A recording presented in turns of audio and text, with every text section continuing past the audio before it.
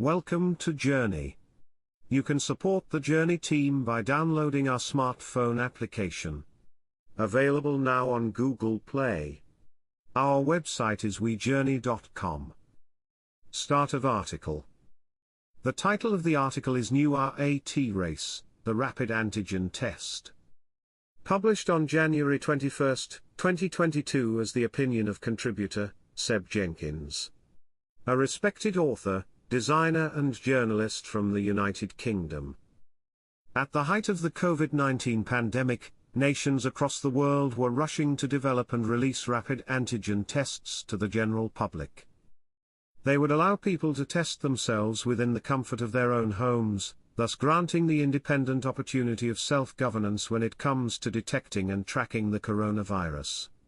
However, access and effectiveness of the rapid antigen tests have differed from country to country, with some still struggling to use it to its full potential. The New South Wales government recently announced in Australia that $1,000 fines would be handed out to anyone who does not register their rapid antigen test results within 24 hours, even though this is a rule that is extremely difficult to enforce. After all, how do you know when someone has taken a rapid antigen test in their own home accurately and successfully?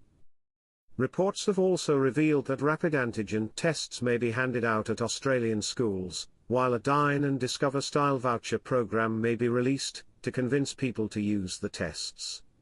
In fact, the Australian federal government had just bought up to $62 million worth of rapid antigen tests in order to cope with extreme urgency or events unforeseen. This was also expected to help with the government's promise to provide free tests to low-income families. Up until now in Australia, rapid antigen tests have often cost between $10 and $20 per single test, available for purchase at chemists and supermarkets since November 2021, and sold in packs of 2, 5, 10, or more. Despite calls for free tests nationwide, the Australian Prime Minister, Scott Morrison, has resisted pleas and confirmed that rapid antigen tests will not be free for everyone. He stated, "We've invested hundreds of billions of dollars getting Australia through this crisis. But we're now in a stage of the pandemic where you can't just make everything free because, when someone tells you they want to make something free, someone's always going to pay for it and it's going to be you." Eyebrows were raised when it was revealed that $3.5 billion was found in the budget for the Brisbane-born Defence Minister, Peter Dutton, to spend on 120 military tanks and other armoured vehicles from the United States, but there was no spare cash for vital rapid antigen tests. However, some countries have managed to pull off just that, with the United Kingdom providing their rapid antigen tests for free to everyone, ever since their widespread release. It was originally announced that millions of tests would be available twice weekly for people across the country in order to detect cases, break chains, and save lives. There are also concerns about the effectiveness of the rapid antigen tests themselves, with some reports suggesting they are not always accurate and can offer false negatives or positives. This is especially the case when you consider they are being administered by the public themselves, rather than trained professionals.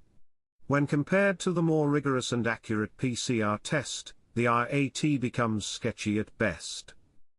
Dr. William Schaffner, a professor of preventive medicine, Department of Health Policy, and professor of medicine, Division of Infectious Diseases from the Vanderbilt University Medical Center, stated, "The rapid test has the obvious advantage of having results available within 15 minutes, but it is not as sensitive as the PCR test.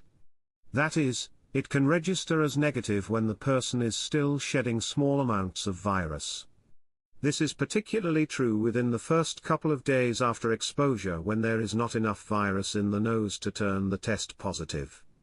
Nonetheless, the rapid test can be useful when gathering with vaccinated family and friends to provide an additional measure of comfort and reassurance. So as it stands, it appears as though free rapid antigen tests are allegedly inaccurate, and quite difficult to acquire, unless you live in the UK or are the best tennis player in the world. Full citations can be found on the article via our smartphone application. Available now on Google Play. Our website is wejourney.com. End of article.